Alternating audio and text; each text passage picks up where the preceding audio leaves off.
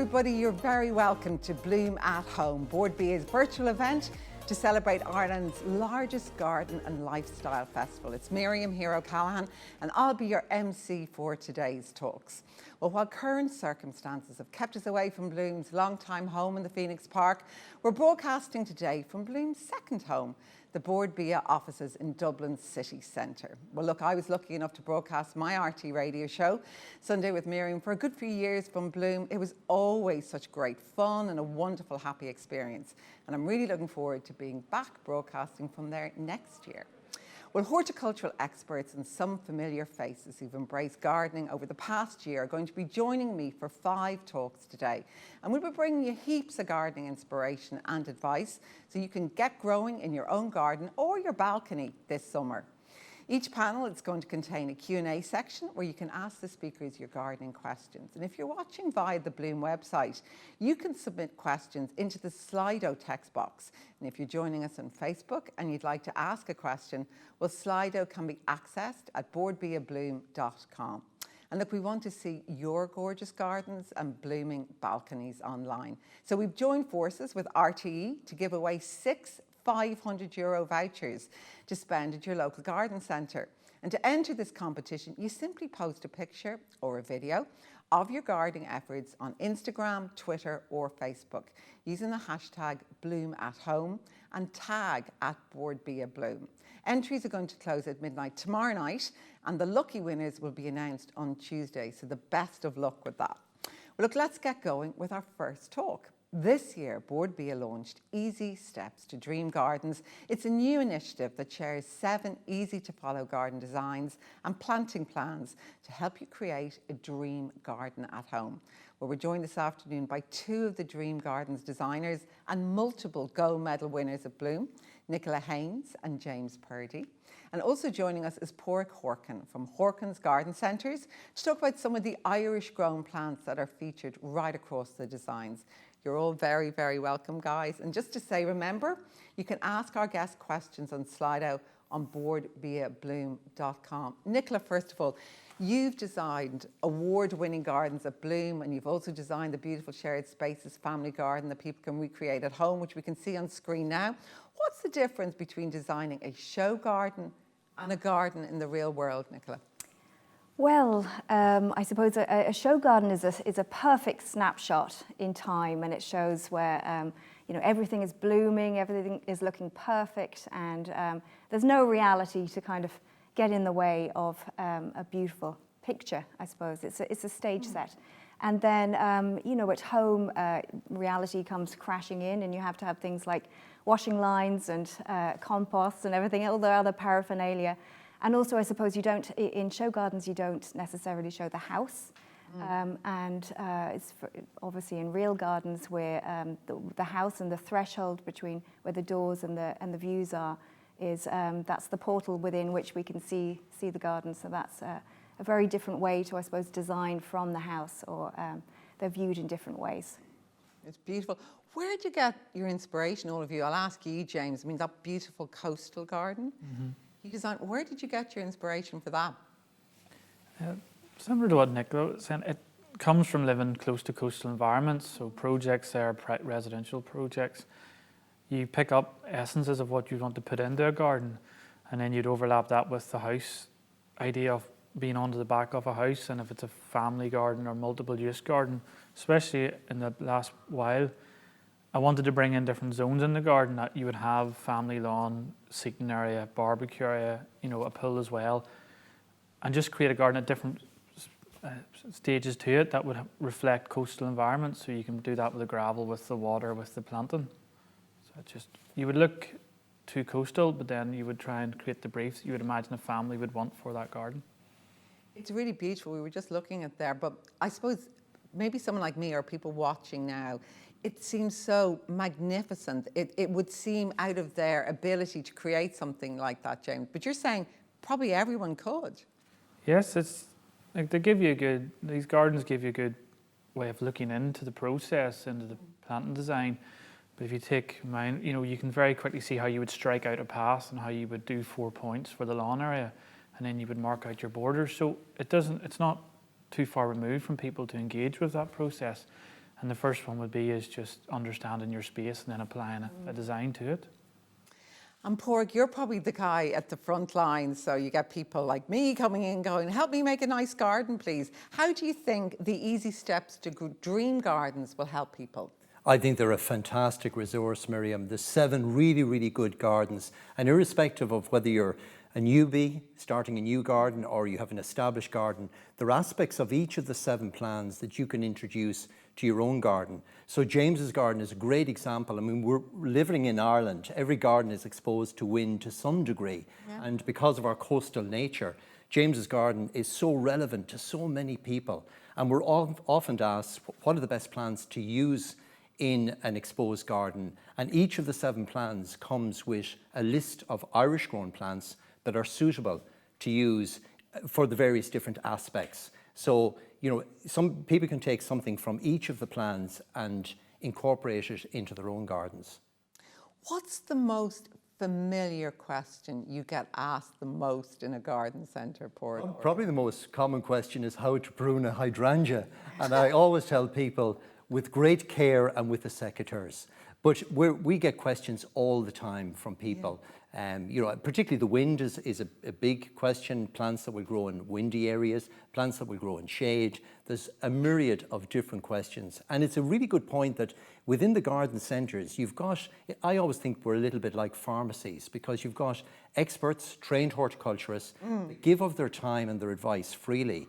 And people should use their garden centre as a resource to get really good information and develop a relationship with your local horticulturists in the garden centres, because those people have the passion and have the answers and will help you through those myriad of questions and problems that you may have.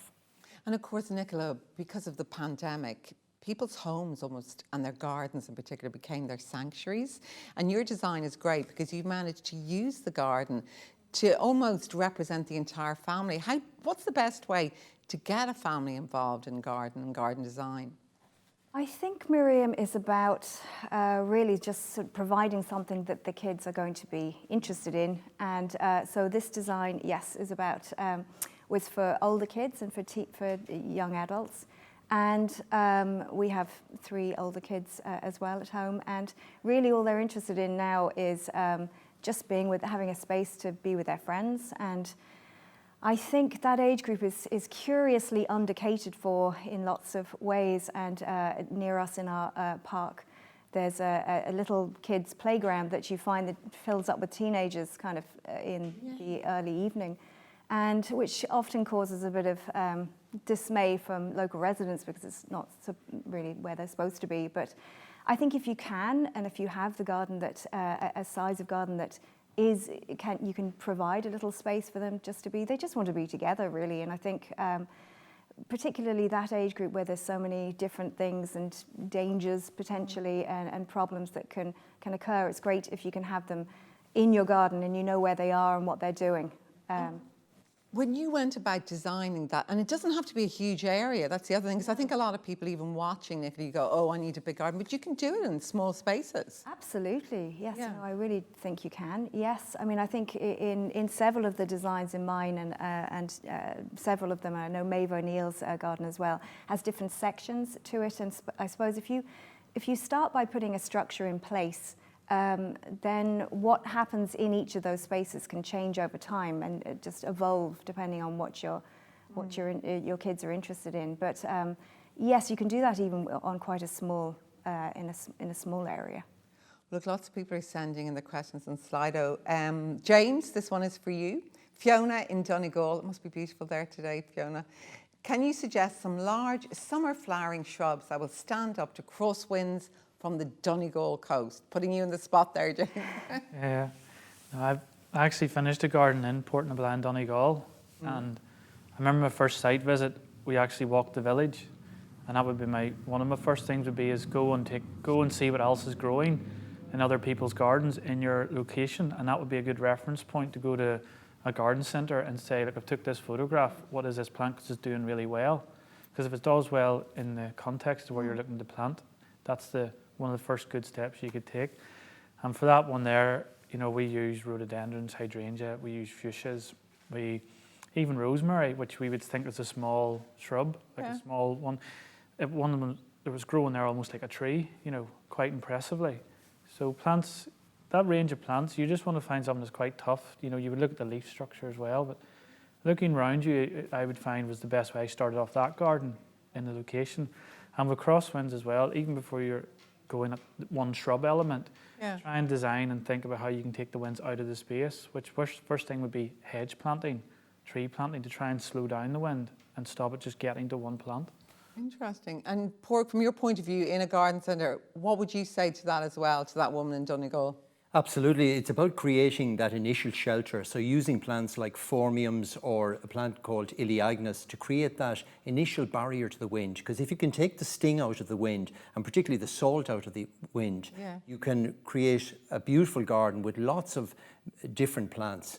But there are a whole series of seaside plants that will tolerate wind and salt, hydrangeas, fuchsias. And as James says, looking what's growing in your locality is one of the best. Rob some ideas from other gardens is always a good idea.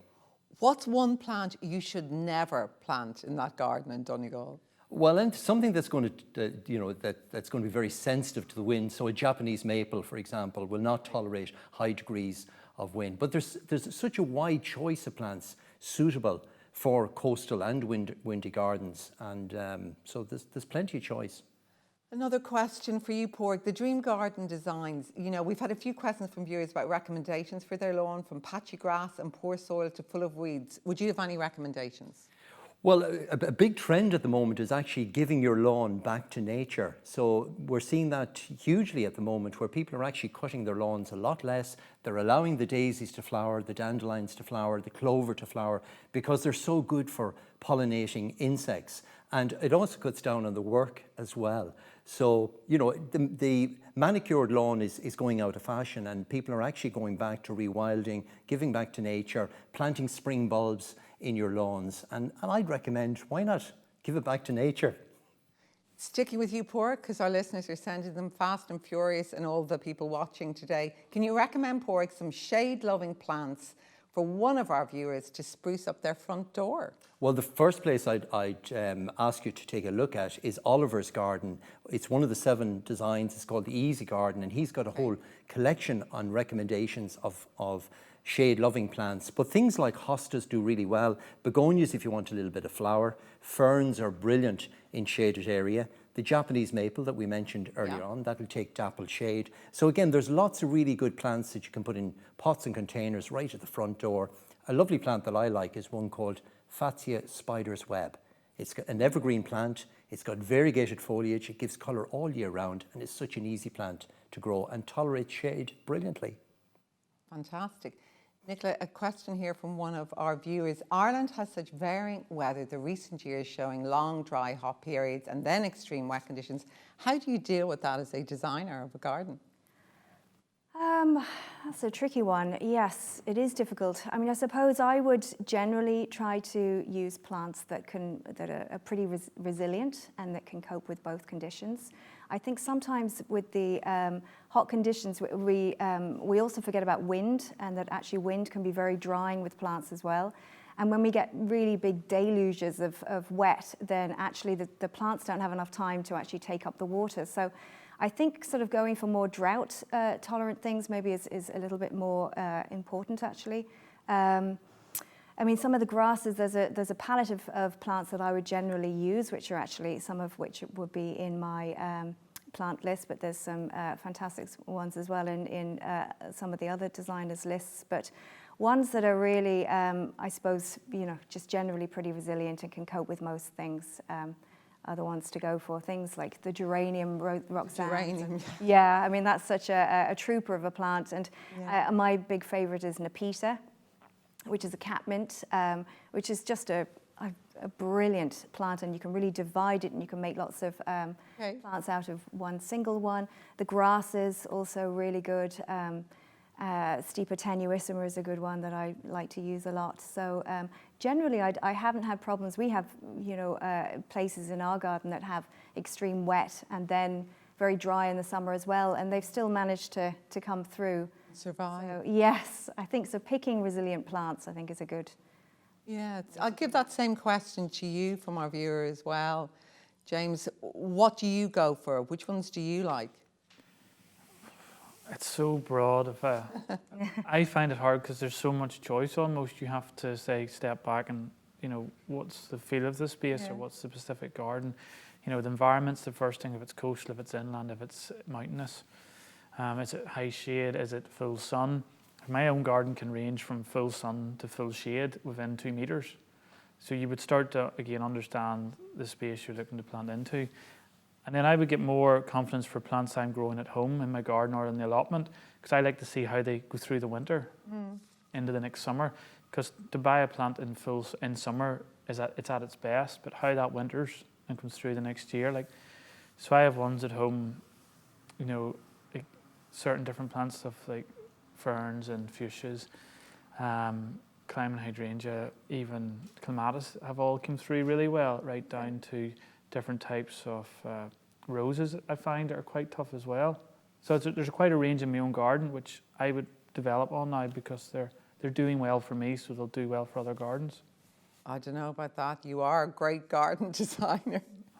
Yeah, well, it's trial and error as well for me because I have lost certain plants for this different weather we're experiencing, but you can move on from that. Very interesting. And Paraic, look, the dream garden designs, they do reflect a lot of the gardening trends that have emerged over the past 15 months. And I think we can now see pictures of the nature enthusiast garden, the entertainer's garden, for example. I mean, do you think, Paraic, people's gardening habits have changed over this pandemic? Absolutely. The big trend we're seeing is people wanting to give back to nature. So there's a great sense of, like a simple example is the cut flower industry. People are not buying cut flowers anymore, they're buying indoor plants. So there's that sense of taking care of plants and looking after plants. The sale of plants has been tremendous over the last 15 months, simply because people want to engage with their garden, that real sense of giving back to nature, planting plants that are pollinator friendly, so trees and shrubs that would give back to the bees and the butterflies is hugely on trend at the moment. Water gardening, putting in ponds in gardens at the moment, water features are again very much on trend. So we're seeing that whole interest in giving back to nature, embracing the garden, and also using the garden as a functional place to entertain, to bring family and friends around. I keep reminding people that your garden is still the safest place to be, and bringing family and friends around with maybe a small garden structure or seating areas within your garden, and really embracing and enjoying the garden. And each of the designs gives you different aspects of that you can incorporate into your own garden. Great. Now I'm going back to some of our viewers' questions. Is it possible, guys, to move perennials to pots now? Who'd like to take that? Well, generally speaking, perennials actually, like hostas, for example, they're in full growth at the moment. It's better to leave them until the autumn. If you must move them and put them into pots, do it very carefully and give them a good watering. And they're so resilient, they tend to come back with minimal effort and minimal movement. But really the autumn is the ideal time to start moving them. Another of our viewers says, I have a really small budget. What's the first thing I can do in the garden? I'll ask you all that because Nicola, what's the first thing? Like, not much money. Yeah. What's the first thing you could do? Well, I think that's what's really good about this project, is that all of the designs have a border focus. And if you look at the border focus, you can see some of the combinations of plants that you can put together. And so really for not very much money, you can combine some of the plants from those lists and give you a great effect, and that because they've been on the list that they will do well together and they'll look good together. And so I think that would be a good place to start. Great. James? I would buy plants that you're going to get smaller and get more longevity out of. And what I mean by that is, to talk to a local garden centre, there's perennials you can buy, enjoy this year, and you will divide them into autumn, into the next spring. Ornamental grasses. A lot of my plant stock came from division. So essentially you buy it, you dig it up at the right time of year and split it into 2s or 3s, and you'll get more plants from that one original plant. So that's a good way of on a time basis, you can expand the quantity of plants in your garden. And what would be an example of a plant like that? One of the ones Alchemy the Mollusk would be a quick one that would come to mind. you know, any of the grasses, ornamental grasses, Carl Foster, Calamagrosses I've divided, Astrantia as well. So most perennials, if you look at them whenever they're budding out, you will see that there are areas where you can actually divide them. And that's one thing that I would use quite a lot in my own gardens. And to you, Paraic, same question. At this time of year, what I'm doing in my own garden is actually sowing plants from seed. So many of the plants that you see in flower at the moment, like lupins, they're sown from seed in June to flower the following year. A packet of seed will only cost you a couple of euro. We've got the perfect temperatures at the moment for the germination of seeds. Seeds will germinate in 7 or 8 days at this time of year, and you can plant those out then later on in the summer to have plants that will flower every year after that. So many of our perennial plants that James has spoken about can be actually sown from seed as well. How deep do you have to plant those seeds? Normally, you can sow them directly into the garden soil if you wish. Okay. I generally start them off in little trays of compost. So get a small bit of growing medium, sow the seed, cover with cling film, and within 7 days, sit them on the windowsill and they'll germinate and they're ready to plant out within several weeks from that period. So you can start them off in simple little trays and then grow them on. So I'm doing that at the moment in my garden. And great answers, actually. James, what's the best way to get kids involved in the garden? I find with my own young children, like, you just let them engage with what you're doing in the garden and show them what you're doing and take time, but don't fix them into one activity, because after 20 minutes, half an hour, they'll want to naturally go on to the next thing, as kids do. Yeah. So I just find that, you know, either you're showing them how to plant or sow seeds, or, you know, deadhead a rose. One of my kids know how to deadhead a rose, you know, so that's being taught to them, and then you just make it into activities. I just read different, like bird feeders is one thing, feeding the birds, you know where the squirrels are at. And I don't have them, I don't have a set play area for them. I just let them engage with the whole garden. And actually, one of the other questions from our viewers, I'll give it to you, James, very quickly, because you're talking there, you know, about gardens and kids and stuff. What is the best way of bringing birds into your garden? One of our viewers wants to know. What are the best plants to attract birds? Just give them, just give them what they need, and especially the songbirds. Like, if you do not have hedges or trees in your garden, they will not have the basic level of structure to dwell in or nest in, and they won't fly over a long distance to get to your garden. They won't feel safe. So increase the hedge size, plant trees along your boundary, and you'll find that that's what they'll pivot from, to go to a feeder or to look into your garden for more wildlife or more insects to eat. Well, as we close this discussion, one last question from our viewer. It's a stunning day out there today, everyone's saying. Are you, Nicola, looking forward to Bloom next year? I would love to do Bloom next year, I have to say, but I'm not sure I'm going to be able to do it next year. We have exams going on in our house, so I need to be at home next year. But I really have missed Bloom over the last couple of years, and it's such an amazing event that I can't wait to get back, really. You, James, are you looking forward to it next year? Yes, I'm looking forward to it, as I do every year, but I think it'll be different and better for it, because people have been away from it, and I just have so much volume of people in their own gardens, never than ever before, so that will feed into Bloom, you know, with the interest to the show gardens. Finally to you, Paraic, it'll be exciting next year as well, because I suppose of the pandemic, people did put much more effort into their gardens because they were stuck at home so much. The garden was a sanctuary, so Bloom will probably be even bigger and better next year when people can get there. Absolutely, and what we've seen this year, Miriam, is a whole cohort of younger people get into gardening this year. So generally gardening is associated with slightly older people, but this year and over the last 15 months, we've seen the 35-year-olds and the family units getting interested in gardening. So I think we'll see a lot of those people at Bloom 2022. That's brilliant. Well, look, Paraic, Nicola, James, thanks so much for being here for all of us today and our viewers. And listen, that's all we've got time for. A huge thank you to all of our speakers for joining us. And remember, you can download each of the Dream Gardens design packs from boardbeabloom.com. We'll see you for our next talk at 1 o'clock, when we're going to be joined by Even Garhi and the holistic gardener, Fian O'Nulon. See you then. Thanks so much, guys. You were great. You were fantastic.